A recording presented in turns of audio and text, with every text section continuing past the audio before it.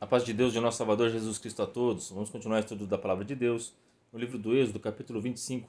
Vamos ler com a ajuda de Deus e a do seu bom Espírito. A mesa de madeira de cetim. Também farás uma mesa de madeira de cetim. O seu comprimento será de 2 côvados, e a sua largura de 1 côvado, e a sua altura de 1 côvado e meio. E cobri-la-ás com ouro puro. Também lhe farás uma coroa de ouro ao redor. Então, da mesma forma como foi no vídeo passado, aqui é para nos ensinar como herdar a coroa da vida eterna. Então vamos prestar bastante atenção na mesa do propiciatório, porque aqui é o nosso Deus nos ensinando como conseguir a coroa da vida eterna. Então vamos estudar e praticar, tá bom? E cobri-la-ás com ouro puro, também lhe farás uma coroa de ouro ao redor. Também lhe farás uma moldura ao redor da largura de uma mão, e lhe farás uma coroa de ouro ao redor da moldura. Também lhe farás 4 argolas de ouro, e porás as argolas nos 4 cantos que estão nos seus 4 pés. De fronte da moldura estarão as argolas, como lugares para os varais, para se levar à mesa. Então aqui servir para o transporte igual na Arca da Aliança, né? Farás, pois, estes varais de madeira de cetim, e cobri-lo-ás com ouro, e levar-se-á com eles à mesa. Também farás os seus pratos, e as suas colheres, e as suas cobertas, e as suas tigelas, com que se hão de cobrir, de ouro puro os farás. E sobre a mesa porás o pão da proposição, perante a minha face continuamente. Então, da mesma forma como a gente tinha que guardar os 10 mandamentos continuamente nos nossos corações, né? Aqui também o pão tem que ser servido continuamente nessa mesa de ouro que nosso Deus está pedindo para Moisés fazer no seu tabernáculo. Essa mesa de ouro representa nós, seres humanos. E para alcançarmos a coroa da vida eterna, nós temos que comer desse pão. Esse pão simboliza Jesus Cristo. E esse pão, nessa época de Moisés, somente o sumo sacerdote e os sacerdotes poderiam comer desse pão. Só que agora, na nova aliança, o nosso Senhor Jesus Cristo, através da Santa Ceia, ele deu um mandamento, que era para nós comermos do pão, para nos lembrarmos dele. Então, eu quero ler aqui Mateus 26, 26. E quando comiam, Jesus tomou o pão e, abençoando-o, o partiu e o deu aos seus discípulos e disse: Tomai, comei, isto é o meu corpo. Então nós devemos comer do corpo de Cristo, o pão da Santa Ceia, para podermos herdar a coroa da vida eterna. Nosso Senhor Jesus Cristo ensinou também que nem só de pão viverá o homem.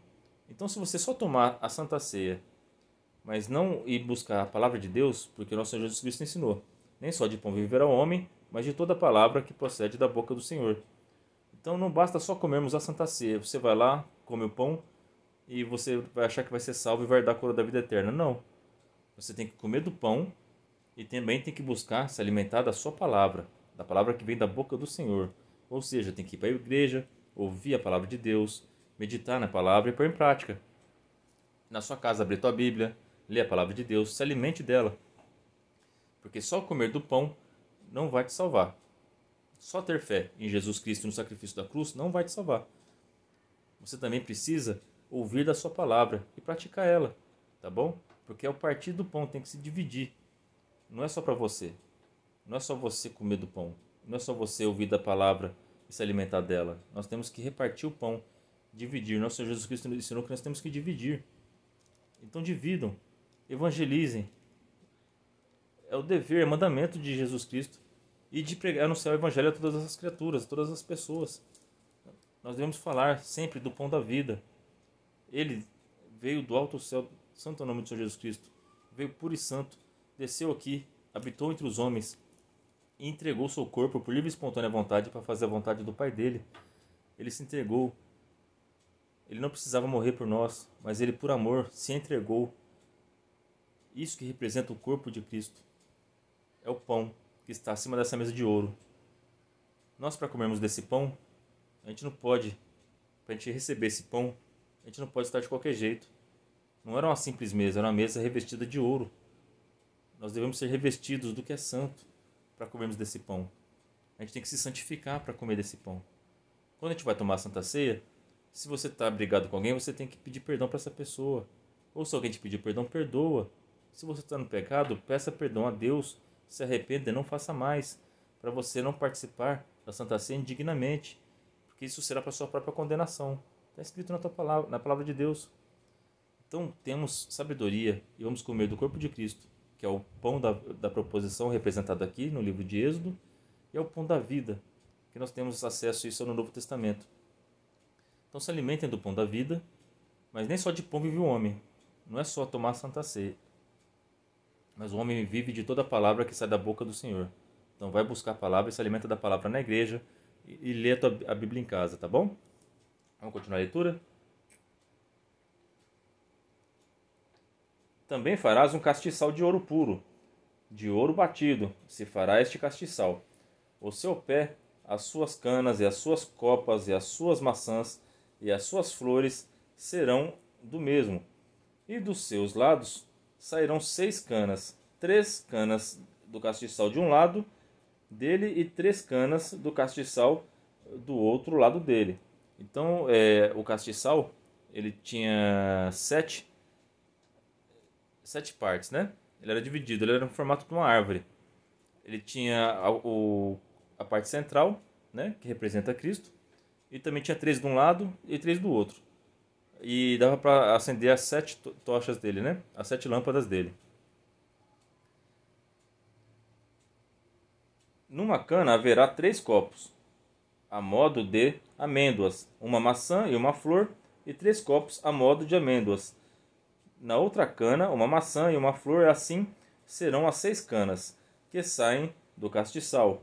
Mas no castiçal mesmo haverá 4 copos, a modo de amêndoas, com suas maçãs e com suas flores, e uma maçã debaixo de 2 canas, que saem dele, e ainda uma maçã debaixo de 2 outras canas, que saem dele, ainda mais uma maçã debaixo de 2 outras canas, que saem dele.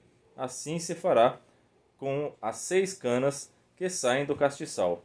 As suas maçãs e as suas canas serão do mesmo, tudo será de uma só peça, obra batida de ouro puro. Então o castiçal, que representa os 7 espíritos da igreja, ele era feito tudo de uma peça só. Era ouro batido, então era tudo a mesma forma. Ele não era feito a várias partes e depois juntado, né? Não tinha emendas, não tinha solda. Ele era feito tudo de uma vez só. Nós, igreja, devemos ser unidos. Aqui, o castiçal, ele foi feito tudo de uma vez só. A igreja foi criada por Cristo, foi feita de uma vez só. Depois foi se repartindo, mas quem repartiu em várias denominações é o ser humano. Mas para o nosso Deus, a igreja é uma só. Quando o nosso Senhor Jesus Cristo falou que quem é por mim não é contra mim, todo aquele que confessa que nosso Senhor Jesus Cristo é Salvador e prega o seu Evangelho é a igreja. Está trabalhando para Jesus. Nós devemos ser unidos, não devemos ir lutando um contra o outro. Porque minha igreja é melhor que a... Não façamos isso. Isso não agrada a Deus, porque esse castiçal simboliza a igreja. Ela foi feita de uma única peça de ouro, batido. Então toda a igreja ela está sujeita a ser batida para ser aprimorada, tá bom? Então vamos caminhar juntos, vamos ser unidos, porque todos nós somos parte da igreja de Cristo. Todos nós que confessamos o nome de Jesus Cristo e anunciamos o Evangelho, somos igreja de Cristo. Isso está simbolizado pelo castiçal. Então sejamos unidos, tá bom? Não vamos ficar falando mal da igreja dos outros. Não fica falando que só a sua que salva, porque quem salva é Cristo. Quem salva é Cristo pela sua palavra.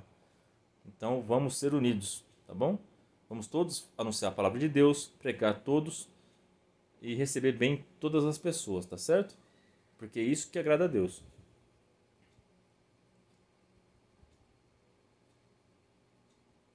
Também ele fará 7 lâmpadas, as quais se acenderão para alumiar de frente dele. E os seus espivitadores e os seus apagadores serão de ouro puro. De um talento de ouro puro os farás, com todos estes vasos. Atenta, pois, que os faça conforme o seu modelo que te foi mostrado no monte. Então no monte Deus mostrou a Moisés o modelo do castiçal de ouro, do candelabro ou menorá, não sei como está na tua Bíblia, né? Mas todos eles remetem a essa peça de ouro que tem 7 lâmpadas, que precisa do azeite, que os sacerdotes tinham a função de estar sempre enchendo o azeite para que se acenda essa menorá, esse candelabro. E ele não podia ser apagado, ele tinha que estar sempre em manutenção, o sacerdote tem que estar sempre mantendo esse fogo aceso. Nós, igreja, temos que manter o fogo aceso do Espírito Santo, temos que estar sempre em constante oração, enchendo de azeite, para que nosso Senhor Jesus Cristo possa trazer a luz para nós. É o nosso Senhor Jesus Cristo que acende esse candelabro. Ele que ilumina a sua igreja. Ele que ilumina os 7 espíritos da igreja. Ele que manda os dons. Ele é o cabeça. Ele que comanda. Ele que dá o castiçal para iluminar nós que somos a mesa do propiciatório, que é representados nessa palavra. Porque quando a gente entra no tabernáculo, nessa época aqui, quando a gente entrava, à nossa esquerda estava o candelabro de ouro, né? E ele servia para iluminar do lado direito a mesa que era servido o pão da proposição. Então, a função do candelabro, que representa a igreja, é iluminar as pessoas que comem do pão da vida. Então a gente tem que estar sempre enchendo esse candelabro de azeite. A gente tem que ir na igreja dar glória a Deus, orar antes de ir para a igreja, para que o nosso Senhor Jesus Cristo vinha e acender esse candelabro e iluminar nossas vidas, para que nós possamos ser cheios da luz de Deus, santo é o nome do Senhor Jesus Cristo, e podemos iluminar o nosso caminho, da nossa família, do nosso serviço, na faculdade, seja luz, mas tem que estar cheio do azeite, senão o fogo apaga. E depois que apaga, é perigoso, porque nesses momentos que o fogo se apaga, é que o inimigo age na nossa vida. Então não deixa, porque onde tem luz não há trevas. Não deixa o fogo apagar. Encha os seus candelabros de azeite, faça a manutenção dele. E como a gente faz a manutenção do candelabro? Indo para a igreja, ouvindo sua palavra, servindo a Deus, orando, guardando os mandamentos, tendo fé em Jesus Cristo e seguindo seus exemplos. É assim que nós vamos herdar a coroa da vida eterna. Então tenham guarda essa palavra no coração de vocês. Toma da Santa Ceia, isso tem que ser feito continuamente. Comer do pão significa reconhecer que Jesus Cristo entregou seu corpo na cruz por nós. Mas só comer do pão não dá a coroa da vida eterna. Você não vai ganhar salvação. Se você só acreditar em Jesus Cristo, mas se você não se alimentar da sua palavra diariamente, você também não vai ser salvo. Porque nem só de pão viverá o homem. O viver aqui é alcançar a eternidade. Só acreditar no sacrifício de Cristo na cruz não garante a tua salvação. Você tem que se alimentar de toda palavra que provém da boca do Senhor, para você conseguir cumprir sua jornada. Nós temos que tomar a Santa Ceia sim, de forma pura e digna. Não podemos ir de qualquer jeito, porque a mesa que nos representa, a mesa da proposição, é de ouro, ela não tem impurezas. Então nós devemos nos santificar para comer do pão, para aceitar Jesus Cristo. Aceitando Jesus Cristo, devemos nos alimentar, porque não é só de pão vive o homem, da palavra de Deus que a gente vai buscar na igreja e vai ler a sua palavra em casa. E nós seremos cheios do Espírito Santo. Busquem ao Senhor, se encham da sua presença. Então, para herdar a coroa da vida eterna, nós temos que ter os mandamentos dentro da arca dos nossos corações, tem que comer do pão, da Santa Ceia, acreditar no sacrifício da cruz, isso continuamente, é todo dia, tá bom? Todo dia guarda os mandamentos e pratica os mandamentos. Todo dia aceita o seu Senhor Jesus Cristo como Salvador da tua vida. Seja grato a Ele e lembre do sacrifício dele na cruz por você, que Ele pagou com o seu próprio corpo, com o pão que você come na Santa Ceia, que representa o corpo dele. Vamos dar valor para essas coisas. Dá valor para a Santa Ceia, para o pão que você come, dá valor para o sacrifício de Cristo na cruz, e vocês lhe darão a coroa da vida eterna. Aí eu já expliquei, quando você entra, à esquerda está o candelabro, à direita está a mesa do propiciatório, e à frente está o altar do incenso. Os sacerdotes tinham que colocar o incenso todo dia lá, continuamente também. Mais uma coisa para alcançarmos a salvação. E depois do altar do incenso, tinha o véu que estava a Arca da Aliança, que é o Santo dos Santos, o lugar santíssimo, que só o sumo sacerdote podia entrar. Então imagine na cabeça de vocês, à esquerda o candelabro, à direita a mesa do propiciatório, onde se colocava servir o pão, que é o pão da Santa Ceia, é o pão que representa o corpo de Cristo. Na frente, antes do véu, onde estava a Arca da Aliança, tinha o altar do incenso. O incenso ele representa nossas orações. Os sacerdotes tinham que colocar o incensário lá todos os dias, continuamente. Nós devemos orar continuamente também. Então orem continuamente. Tudo isso para passar o véu, para entrar onde está a Arca da Aliança, para entrar onde está o nosso Deus. Não é fácil.